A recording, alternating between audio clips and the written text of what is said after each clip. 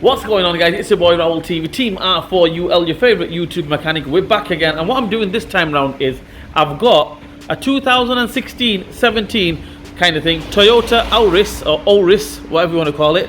We're going to do with the rear brake pads and disc. So rear brake pads and rotor replacement on a 2016 Toyota Auris. Okay, I've done this in the past on a Toyota Avensis, Toyota Corolla, things like that. I think I've even done brake pad replacement on a Toyota Auris. Okay, so if we've done it before, we're doing it again, new for 2024. Let's go. It's a hybrid one. Did I mention that? It's a hybrid one. Let's go. Let's do it. Okay, first thing first, guys. We're gonna make sure the handbrake is off. Take the brake fluid cap off. I'm not going to show you guys how to do this, but just take the wheel off. I've already took the locking nut off.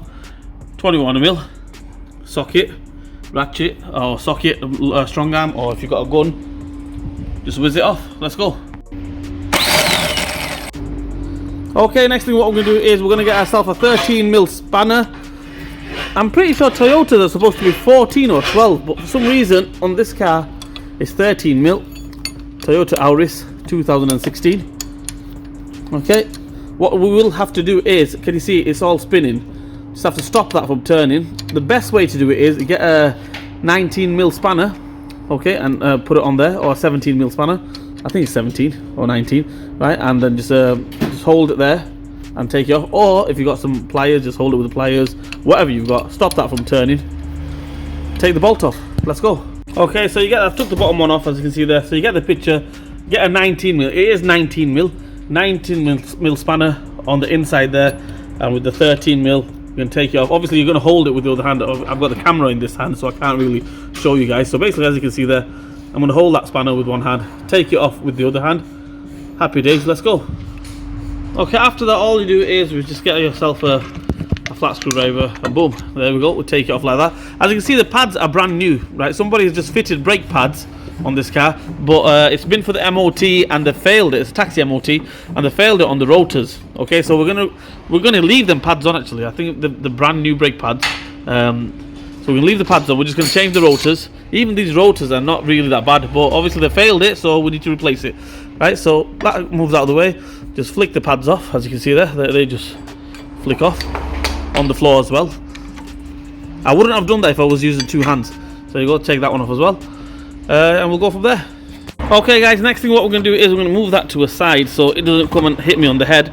Okay, that's just pushed up to the side there, on top there. So what we're going to do is, I've already cracked it, but we're going to take this bolt off here, 14mm. Okay, this one off and this one off. Okay, I've done this job so many times on Raul TV, but we're going to do it again for 2024. So we're going to take them two off. Best way to do it is get yourself a T-bar like that. Okay, or a little breaker bar, you know, small one, a 3/8 one, okay, with a 14. Crack it that way, put that down, get yourself a ratchet spanner,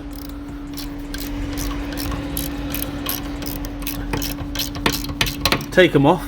Happy days. Let's go. Okay, guys, so we've took the brake hanging bracket off, brake pads are off, calipers moving to a side here. Happy days. That's fantastic.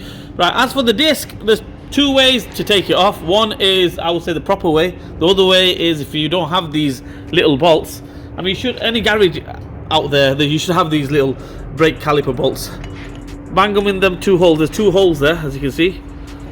Screw holes. Put them in there, like that. And all you do now is tighten up on them, and the disc will come off. Okay, you can do it like that. This is method number one. I'm gonna do it like that. This is method number one. I'm gonna do it like this. Let's go. So all you do now is make sure I go the right way. Just tighten up on them.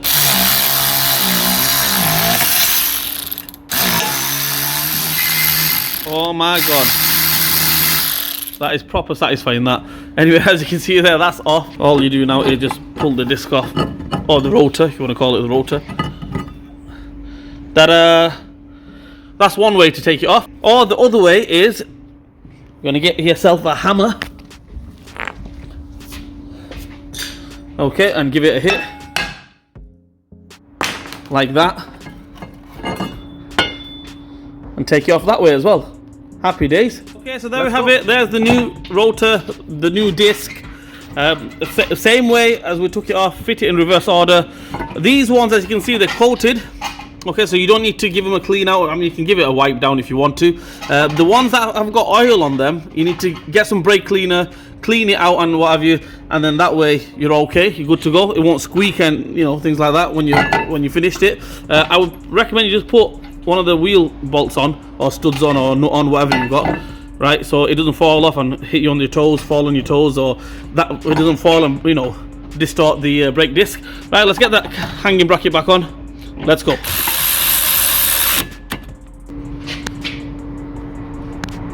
Okay guys, the hanging bracket is on. You can take this off now. Okay, I've given it a clean out, as you can see there. Get a wire brush and whatever, just give it a clean out. Make sure these sliders are free, both of them, which they are. This one is nice and free, the top one is nice and free. The reason why I can't show you guys that because the caliper's in the way. Right, there you go, nice and free.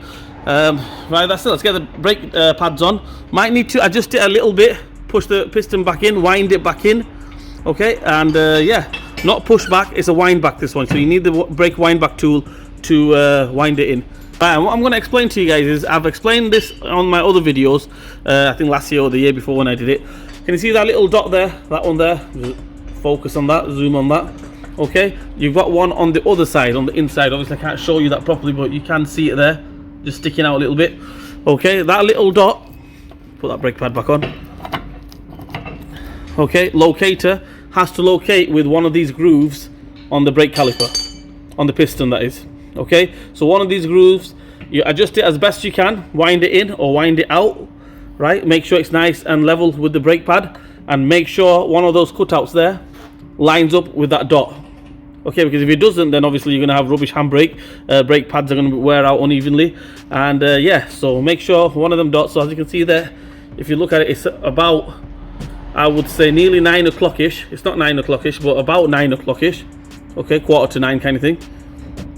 Okay, so make sure one of them dots, one of them cutouts there, you've got 4, as you can see there, 1, 2, 3, 4, these little cutouts, lines up with the dot. Okay, let's get this on, let's go. Okay, also guys, another little top tip, I'm in the UK, so UK passenger side rear caliper, you wind it in anti-clockwise, okay, counterclockwise. The driver side, which I've already done, is a normal caliper, you wind it in clockwise. Okay, so UK, I'm in the UK, passenger side caliper, you wind it in anti-clockwise, counterclockwise, and the driver side caliper, it is clockwise. Okay, right, let's go, let's do it. Anti-clockwise, let's wind it in, get the pads on, get the caliper on, let's finish it off. We're falling behind, let's go. Okay guys, so as you can see here, I've wound it in. There's the winder there, if you don't believe me.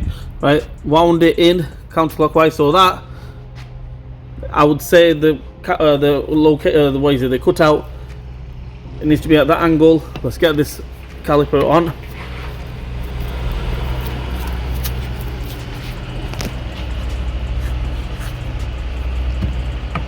There we have it. As you can see there, it's gone into that cutout there as well. And yeah, let's get these bolts on. This one on, this one on. Let's finish the job off. Let's go. Okay guys, so the caliper is on in reverse order. You can't really get it wrong. Just put them two on. It's all lined up and everything. Happy days. We get the wheel back on, pump the brakes up, put the brake fluid reservoir back on, handbrake on and everything, ready to go. Let's do it.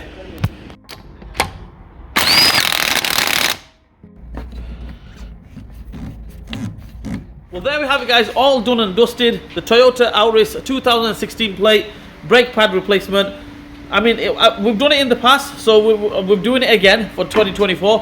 One thing I forgot to mention, make sure you hit the brakes a few times, pump the brakes before you take it for a test ride, because the last thing you want is you do the brake pads, add discs or rotors, whatever you call it, go for a drive and you got no brakes. Okay, this is basically, it's a hybrid, so the brakes are like electronic a little bit, you know, so you don't need to bleed them or anything like that. They should be straight up okay. Give it a few hits on the brake and you're good to go. Anyway, I hope this video helped you guys out. If it didn't help you guys out, I'm sorry, trying my best. Please like, share and subscribe to my channel. Hit the bell button for me, leave a comment in the comment section. Raul TV, Team R4UL. We'll see you guys next time. Ta-da.